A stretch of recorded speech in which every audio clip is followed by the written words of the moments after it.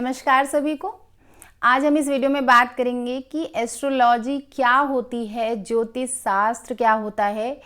हम इसके महत्ता के बारे में जानेंगे। हम ये जानेंगे कि कैसे प्लैनेट्स हमारे ऊपर असर करते हैं, कैसे सूर्य ग्रहण, चंद्र ग्रहण हमारे ऊपर असर करता है। और बेसिकली जब भी कोई एस्ट्रोलॉजी का स्टार्टिंग देता है या उसकी परिभाषा देता है तो मैंने हमेशा देखा है कि वो सीधे चार्ट से स्टार्ट करते हैं। चार्ट एक चौकोर, एक रेक्टेंगल खाना होता है और जो नॉर्मल पीपल हैं, मतलब जो आम आदमी हैं, जो एस्ट्रोलॉजी या ज्योतिष से कोई भी वास्ता नहीं रखते हैं, उनके लिए सिर्फ उतनी ही कुंडली होती है जो एक चौकोर खाना उन्हें दिखाई देता है, वो उसी को कुंडली मानकर चलते हैं। तो ऐसा नहीं होता। कुंडली बहुत सारी चीज़ों से मिलकर बनी होती है। मेनली कुंडली नक्षत्र, राशियों, 12 भावों और 9 ग्रहों से मिलकर बनी होती है। 12 राशियाँ, 9 ग्रह हम पर कैसे असर करते हैं, लेकिन उससे पहले हम ये जानेंगे कि ये ग्रह कहाँ से आए, ये नक्षत्र कहाँ हैं, ये राशियाँ कहाँ हैं। क्योंकि जब मुझे इन सब के बारे में नहीं पता था तो मेरे दिमाग में बहुत सारी ये चीज़ें चला करती थी कि ये राशियाँ क्या होती हैं, ये कैसे बनती हैं, ये कैसे बन गई। सब बातों के उत्तर मुझे तो नहीं मिले जब तक मैंने एस्ट्रोलॉजी में कदम नहीं रखा। लेकिन मैं चाहती हूँ कि आप जो नॉर्मल अपनी कुंडली भी कहीं दिखाने जाते हैं तो आपको एक्चुअली ये पता होना चाहिए कि जिस बारे में जो ज्योतिषाचार्य आपसे बात कर रहे हैं या पंडित जी आपसे बात कर रहे हैं, आप उसको थोड़ा बहुत समझ पा रहे हो कि वो क्या बोलने की कोशिश कर रहे हैं। क्योंकि हमारे लिए क्या होता है, ज्योतिष वैसी ही है जैसे एक डॉक्टर और बीमारी होती है कि हमें ना बीमारी के बारे में पता है और ना ही उससे डील करने वाले डॉक्टर के बारे में पता है।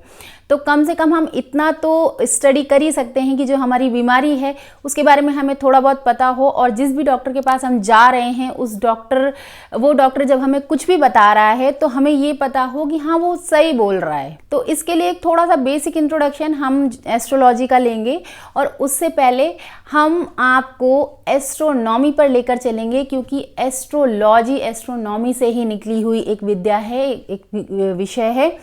तो जो एस्ट्रोलॉजी का बेस है वो एस्ट्रोनॉमी है, और एस्ट्रोनॉमी हम सभी ने हालांकि पढ़ी हुई है, हमें बचपन में पढ़ाया गया है। ब्रह्मांड की संरचना, ब्रह्मांड कैसे बना, ग्रह कैसे बने, तारे कैसे बने, इन सब के बारे में बचपन में हमें पढ़ाया गया है। लेकिन क्योंकि हमें एस्ट्रोलॉजी पर थोड़ा बेसिक जानना है, इसलिए हम उसको एस्ट्रोनॉमी के बेसिक से स्टार्ट करते हैं ताकि आपको थोड़ा डिटेलिंग में समझ में आए कि हो क्या रहा है। तो जब सौर मंडल की खोज हमारे सभी वैज्ञानिक कर रहे थे, दुनिया के सभी वैज्ञानिक कर रहे थे कि सौर मंडल कैसे बना, ब्रह्मांड कैसे बना, ग्रह कैसे बने, सूर्य कैसे बने, तो बहुत सारे वैज्ञानिकों ने अपनी अपनी थ्योरी दी।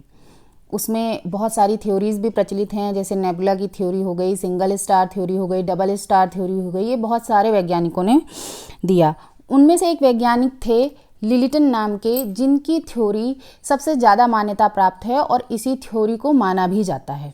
तो उन्होंने क्या थ्योरी दी थी? उन्होंने थ्योरी ये दी थी कि 3 बड़े बड़े स्टार्स थे, ठीक है।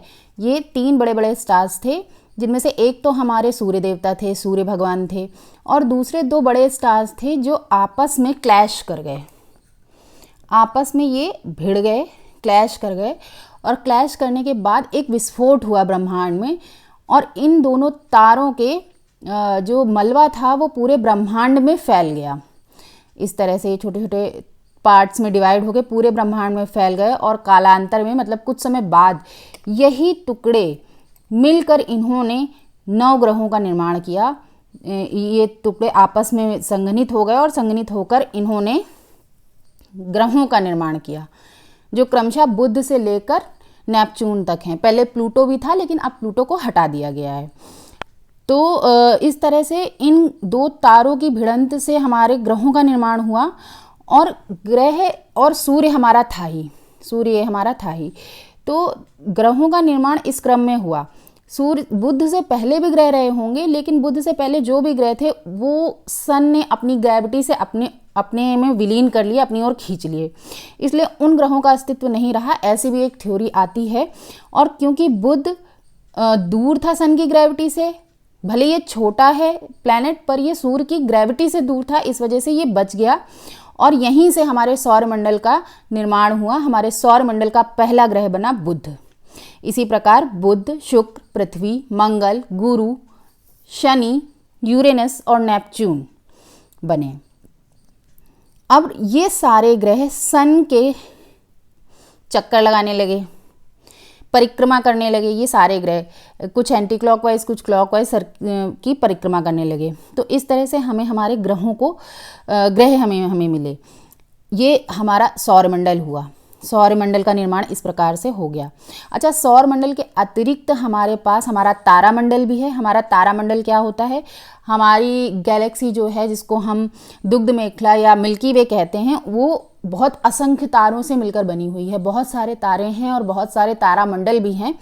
पर जो तारामंडल हमारे सौरमंडल को सराउंड किए है, हमारे सौरमंडल को घेरे हुए है, उसको हम हमारा तारामंडल कहते हैं। ये ऐसे 360 डिग्री में फैला हुआ है और सारे ग्रह सूर्य के 360 डिग्री में चक्कर लगा रहे हैं और ये इस तरह से हमारा तारामंडल सराउंड किया हुआ है हमारे सन और सारे ग्रहों को। ठीक है, तो अब ये जो तारामंडल है हमारे ऋषि मुनियों ने क्या किया था प्राचीन काल में? उन्होंने बड़ा अध्ययन किया, बहुत गहन अध्ययन किया, शोध की, ऑब्जर्वेशन बहुत सारी की और ऑब्जर्वेशन करके उन्होंने ये जो स्टार्स हैं हमारे तारामंडल के, इनमें से कुछ स्टारों को देखकर उन्हें एक आकृति का रूप दिया, कुछ तारों के समूहों को पर्टिकुलर आकृतियों का रूप दिया और उन्हें नक्षत्र का नाम दिया। जैसे ये हमारे 3 तारे हैं, इन 3 तारों को मिलाकर कोई एक चित्र बना, एक आकृति बनी जो किसी से रिजेम्बलेंस थी और हमारे ऋषि मुनियों ने ये शोध किया कि इस तरह के गुण धर्म पाए जा रहे हैं और उन्होंने इनको नक्षत्र का नाम दिया। तो जो हमारे सौरमंडल के तारामंडल हैं उनके पर्टिकुलर समूहों को नक्षत्र कहते हैं। नक्षत्र क्या होते हैं? तारों के कुछ समूह जिनको मिलाकर एक विशेष प्रकार की आकृति का निर्माण होता है, वो हमारे नक्षत्र कहलाते हैं। ठीक है, नक्षत्र के हो गए और इसके बाद आती हैं राशियां। तो राशियां क्या हैं ये देखिए, यहाँ मैंने लिखा भी हुआ है कि नक्षत्र क्या होते हैं? तारों के वे समूह जो हमारे सौरमंडल को घेरे हुए हैं। और इसके बाद राशियां आती हैं। पहले क्या था? पहले की ज्योतिष जो थी वो नक्षत्रों पर ही आधारित थी, क्योंकि पहले राशियों का निर्माण नहीं हुआ था। राशियों का निर्माण बाद में हुआ जाकर। राशियां कुछ और नहीं होती हैं, ये नक्षत्र ही होते हैं। 27 नक्षत्र होते हैं और हमारे 27 नक्षत्रों को 12 राशियों में विभक्त कर दिया गया। तो जो राशि है, एक राशि 2.25 नक्षत्रों से मिलकर बनती है और इसी प्रकार हमारे 27 नक्षत्रों को 12 राशियों में विभक्त किया गया और हमारी 12 राशियां प्राप्त हुई। अब हमारी एक राशि में 2.25 नक्षत्र आते हैं। ठीक है, तो जैसे मान लो ये 2 हो गए, ये एक नक्षत्र हो गया, पूरा 3 तारों से मिला हुआ एक नक्षत्र हो गया और इस वाले नक्षत्र का एक छोटा सा पार्ट, 1.25 पार्ट मिलाकर एक राशि का निर्माण हुआ। इसी प्रकार हमारी राशियां बनी जो मेष से लेकर मीन तक की थी। तो हमें मिल गए हमारे नक्षत्र, हमारे ग्रह, राशियां, ये सब हमें प्राप्त हुई। ठीक है, और अच्छा, यूरेनस और नेपच्यून जो हैं वो हमारी पृथ्वी से बहुत अधिक दूरी पर हैं, इसलिए उनका प्रभाव हमारे पृथ्वी पर नहीं पड़ता है, इसलिए इसको हम लोग ज्योतिष में कंसीडर नहीं करते हैं, कम कंसीडर करते हैं। अब बात करते हैं हम राहु केतु की। राहु केतु, क्योंकि राहु केतु ज्योतिष में बहुत इंपॉर्टेंट रोल प्ले करते हैं। ज्योतिष की गणनाएं राहु केतु के बिना नहीं होती हैं, परंतु ये जो हमारा सौरमंडल है इसमें राहु केतु का वर्णन कहीं नहीं है। एस्ट्रोनॉमी में राहु केतु का वर्णन कहीं नहीं है। तो मैं आपको ये भी बताना चाहूँगी कि राहु केतु एक्चुअली क्या होते हैं। ठीक है, तो ये रही हमारी पृथ्वी और हम सब जानते हैं कि पृथ्वी के चक्कर मून लगाता है, चंद्रमा लगाता है। ठीक है, एक पर्टिकुलर कक्षा में चंद्रमा पृथ्वी के चक्कर लगा रहा है और पृथ्वी सूर्य के चक्कर लगा रही है। तो जब जिस परिक्रमण पथ पर चंद्रमा चक्कर लगा रहा है और जिस परिक्रमण पथ पे पृथ्वी चक्कर लगा रही है, जब ये परिक्रमण पथ आपस में क्रॉस करते हैं, आपस में मिलते हैं, तो इसी पॉइंट को हम राहु कहते हैं। और इस दूसरे पॉइंट को जो दोबारा यहाँ पर मिलते हैं आके, इसे हम केतु कहते हैं। ठीक है, ये छाया ग्रह हैं, इनका एग्जिस्टेंस नहीं होता पर इनके प्रभाव बहुत पड़ते हैं। इसीलिए आपने सुना होगा कि जो राहु केतु हैं ये छाया ग्रह होते हैं, ये छलावा होते हैं, माया होती है, ठीक है ना, ये आपने ज़रूर सुना होगा। तो हमारे राहु केतु इस प्रकार बने, इस प्रकार हमारे 7 ग्रह, राहु केतु को मिलाकर 9 ग्रह, नक्षत्र और राशियाँ बनी। और ये नक्षत्र राशियाँ, हमारे 9 ग्रह और हमारे 12 भाव जो हमारी कुंडली में होते हैं, जो मैंने आपको स्टार्टिंग में बताया था कि एक चौकोर सा खाना होता है, वो हमारे लग्न चार्ट में 12 भावों में विभाजित होता है। उन्हीं 12 भावों को मिलाकर हमारी ये पूरी ज्योतिष की गणना की जाती है, ज्योतिष की कैलकुलेशन होती है। जो वो 12 भाव हैं वो हमारे जीवन के विभिन्न विभिन्न पहलुओं को दर्शाते हैं, जैसे आपका खुद का व्यक्तित्व दर्शाएगा, आपका बैंक बैलेंस, आपके भाई बहन, आपकी माँ, आपके पिता, आपकी पढ़ाई, आपके रोग ऋण शत्रु, आपका लाइफ पार्टनर, आपकी ससुराल पक्ष, आपके पिता का भाग्य, आपकी नौकरी, पैसे कितने अच्छे हैं, आपकी विदेश की यात्राएं क्या हैं। इस तरह से 12 भागों में ये विभक्त हैं। तो मैं आशा करती हूँ कि आपको ये समझ में आया होगा। अब बात करते हैं कि इतने दूर बैठे ग्रह हमारे जीवन पे कैसे इफेक्ट डालते हैं, हमारी ज़िंदगी पे कैसे इफेक्ट डालते हैं। तो इसके लिए हम बात करेंगे कि जैसा कि हमने पहले बताया कि 9 प्लैनेट्स हैं, 12 राशियां हैं और 27 नक्षत्र हैं। ज्योतिष मेनली इन्हीं पर चलती है। हम बात कर रहे हैं कि इतने दूर बैठा ग्रह हम पर कैसे असर डालता है। तो मैं एक छोटा सा एग्जाम्पल यहाँ पर भी लूँगी कि और उस एग्जाम्पल में मैं ग्रहों को ही लूँगी। एक हो गए हमारे सूर्य देवता। तो हम सब ये जानते हैं और हम सब इस चीज़ को महसूस करते हैं कि सूर्य हमारे जीवन पर बहुत इफेक्ट डालते हैं। सूर्य देवता की वजह से ही पृथ्वी पर जीवन है, क्योंकि उनकी वजह से ही यहाँ बारिश होती है, यहाँ खेती होती है, जीवन चक्र। गर्मियों में सूर्य अगर बहुत ज़्यादा निकल आते हैं, उनका प्रकोप इतना ज़्यादा हो जाता है, तो हम ईश्वर से मनाते हैं कि हे भगवान बादल आ जाएं और सूर्य देवता उसमें छुप जाएं तो राहत मिल जाएगी। वहीं सर्दियों में जब सूर्य देवता नहीं निकलते हैं तो हम फिर भगवान से मनाते हैं कि हे भगवान सूर्य देवता प्रकट हो जाएं तो हमें थोड़ी सर्दी से राहत मिल जाएगी। तो जब इतना दूर बैठा हुआ एक तारा, एक ग्रह हमें इतना इफेक्ट कर रहा है, सूर्य तो बहुत दूर है, ये ग्रह तो फिर भी हमारे थोड़े नज़दीक हैं सूर्य की अपेक्षा। तो जब सूर्य उतनी दूर बैठकर हमारी पृथ्वी को हीट दे रहा है, हमारे जीवन चक्र को चला रहा है, तो बाकी के ग्रह नहीं चलाएंगे क्या? ग्रहों की वेवलेंथ, ग्रहों की तरंगों से हमारे जीवन में इफेक्ट पड़ता है। जुपिटर बहुत बड़ा ग्रह है, जुपिटर इसीलिए जुपिटर को बहुत सारे खाने दिए गए हैं हमारे जीवन चक्र को चलाने के, बहुत सारे कार्य जुपिटर के पास हैं। अब हम बात करते हैं चंद्रमा की। चंद्रमा जैसा कि आप सब जानते होंगे, ये साइंटिफिकली भी प्रूवन है और हमने ज्योग्राफी में भी ये चीज़ पढ़ी है कि चंद्रमा जब अपनी पूर्णिमा पर होता है, जब पूर्णमासी की रात होती है, उस दिन समुद्र में टाइड्स आते हैं, ज्वार भाटे। क्यों आते हैं? क्योंकि चंद्रमा की ग्रेविटी पृथ्वी के वाटर को अपनी ओर खींचती है, इस वजह से वो वाटर उछाल मारता है और उसी को हम ज्वार भाटा कहते हैं। तो सोचने की बात है, जो चंद्रमा इतनी बड़े समुद्र को हलचल दे रहा है, हलचल पैदा कर रहा है उसमें, वो क्या हमारे शरीर को नहीं करेगा, जिसमें 70 to 75% वाटर ही है। अगर हम इस बारे में बात करें कि ज्योतिष हमारे जीवन में कैसे इफेक्ट डालता है, इसको समझने के लिए हम एक छोटा सा एग्जाम्पल समझेंगे। आपने गूगल मैप देखा होगा। गूगल मैप क्या करता है? आपको रास्ते बताता है, आप कैसे जल्दी पहुंच सकते हैं या कौन सा रास्ता है जिस पे चलकर आप अपनी मंजिल पर पहुंच सकते हैं। ठीक उसी तरह से ज्योतिष हमारे जीवन का एक रोड मैप है, हमारे जीवन की गाइड है।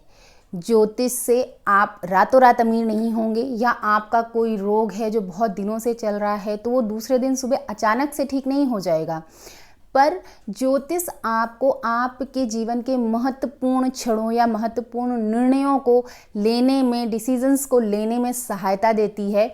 वो ये बताती है कि आप इस जगह ये डिसीज़न लेंगे तो आपका काम सफल हो सकता है और इस जगह ये डिसीज़न लेंगे तो आपका काम सफल नहीं हो सकता है। जैसे कि हम एक और एग्जाम्पल की बात करें, कोई बच्चा है जिसको डॉक्टर बनना है, वो डॉक्टर बनने की बहुत पढ़ाई कर रहा है पर उसका वहाँ पर सिलेक्शन नहीं हो पा रहा।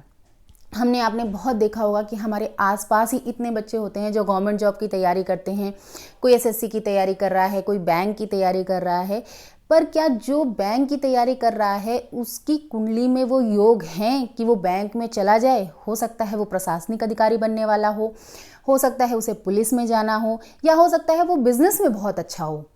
तो यही चीज़ ज्योतिष आपको बताती है कि आप किस फील्ड में जा सकते हैं, आपके किस किस चरणों में या आपके जीवन के कौन कौन से पड़ावों में क्या महत्वपूर्ण घटित होने वाला है, या क्या आकस्मिक घटित होने वाला है। आपको सचेत करती है, आपको ये बताती है आपको यहाँ पर संभल कर रहना चाहिए, आपको ये बताती है कि यहाँ पर आप ये डिसीज़न ले सकते हैं। ज्योतिष एक मार्गदर्शिका है जो के मार्ग को प्रशस्त करती है। कर्म आपको ही करने हैं। मैंने बहुत बार ये भी सुना है कि लोग कहते हैं कि ज्योतिष को मैंने दिखाया, ज्योतिषाचार्य को मैंने दिखाया और फिर मेरा काम नहीं बना। देखिए, गूगल मैप क्या करता है, वो आपको सिर्फ रास्ता बताता है, उस रास्ते पे कैसे चलना है ये आप निर्धारित कर। तो ज्योतिष आपका रोड मैप तो है, बट उस पे कैसे चलना है ये आपके कर्म निर्धारित करते हैं। आप इन सब बातों को ध्यान में रखकर, ये सारी चीज़ें ध्यान में रखकर कि ये एक विद्या है, एक विषय है जो आपको जीवन को सरल बनाने के लिए हमारे पूर्वजों ने, हमारे ऋषि मुनियों ने इजाद किया था। ज्योतिष शास्त्र आकाशीय पिंडों के अध्ययन के बारे में हमें बताती है और वो आकाशीय पिंड हमारे जीवन में, हमारी ज़िंदगी में कैसे इफ़ेक्ट करते हैं उसके बारे में बताती है और हमें सचेत करती है, हमें निर्देशित करती है कि हमें अपना जीवन किस प्रकार जीना चाहिए, हमें कैसे किन क्षणों पर कौन से निर्णय लेने चाहिए, इन सब में हेल्प करती है। ज्योतिष एक बहुत बड़ी विद्या है, बहुत पुरानी विद्या है जो हमारे ऋषि मुनियों ने बनाई थी, जो बहुत ही तेजस्वी थे, जो बहुत ही ज्ञानी थे और हमें इतना वृहद और इतना अलौकिक ग्रंथ देकर गए हैं। ऋषि पराशर के द्वारा लिखित पराशर होरा शास्त्र ज्योतिष की आधारभूत किताब है। बुक के आधार पर ही ज्योतिष शास्त्र लिखी गई है। आगे चल के ज्योतिष में बहुत सारी और इन्वेंशंस हुई और चीज़ें हुई, पर आधार वही किताब बनी। मंडल में एक भचक्र है, एक काल्पनिक सर्कल है और उसी सर्कल में ही ये सारी घटनाएं होती हैं, सारे ग्रह उसी सर्कल में चलते हैं। हमारे नक्षत्र स्थिर हैं, हमारे ग्रह चलते हैं जो सूर्य का चक्कर लगा रहे हैं और सूर्य का चक्कर लगाते वक्त वे ग्रह 27 नक्षत्रों में एक एक करके विचरण करते हैं। सबकी गतियाँ अलग अलग हैं, तो सब अलग अलग टाइम पर उन नक्षत्रों में आते हैं और सूर्य और उन नक्षत्रों के बीच में आते हैं और इन्हीं की तरंगों का प्रभाव हमारी पृथ्वी पर पड़ता है और पृथ्वी पर रहने वाले जीवों पर पड़ता है। आशा करती हूँ कि आपको ये चीज़ें समझ में आ रही होंगी। अभी हम और डिटेल में बात करेंगे, पर मुझे ऐसा लगता है कि मैं थोड़ा बहुत सफल हुई हूँ आपको ये समझाने में कि एक्चुअली एस्ट्रोलॉजी क्या होती है और ये हमारे जीवन पर कैसे इफ़ेक्ट डालती है। अब हम बात करेंगे लग्न चार्ट की, कि वो रेक्टेंगल सा खाना क्या होता है जिसको हमने बचपन से देखा है अपनी कुंडली के रूप।